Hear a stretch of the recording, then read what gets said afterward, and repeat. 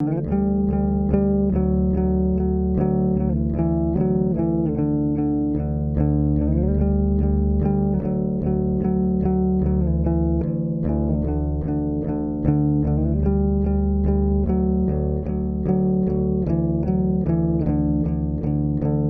a child in any circumstance, it's tough.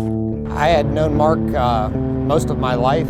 Our fathers had played fast pitch softball together, so we pretty much grew up together at different ballparks throughout Northeast Ohio. He was a valedictorian of his class, played basketball at the College of Worcester. He was a Dean's List student there.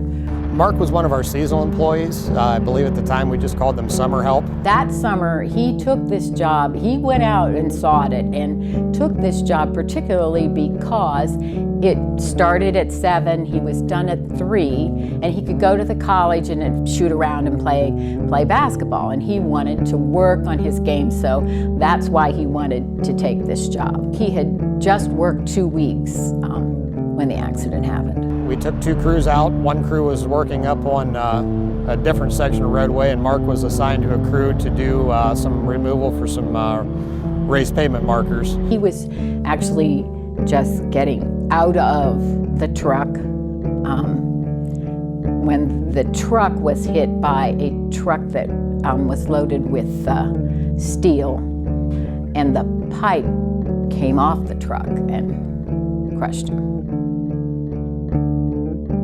We went down and assisted with some of the cleanup and traffic control. The first phone call said that he was being life flighted somewhere. And then the second phone call said no, that he was at Ashland. So it was almost surreal. We didn't know what had happened. We had heard that our other crew had been in an accident. This long, would it have saved his life? That's something we'll never know. But if it saves one other person's life, then, one other family, friends, won't have to go through that kind of circumstance. One of the things that I do with our seasonals when they come to work now, our summer help, I always tell them the story of what happened, and I try to use that as a point to hit home that pay attention, always watch your back, and we've always emphasized safety and stressed the importance of, not only looking out for yourself, but everybody else around you, and, never ever turn your back on traffic. If it saves one person's life, what one small act on another person's part is really important. May 27th, 1997 is a day that my husband will never forget.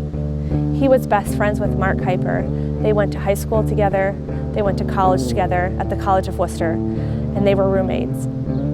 It was important to my husband to remember Mark by making him an honorary groomsman in our wedding, and by also naming our son after his best friend, Mark Kiper.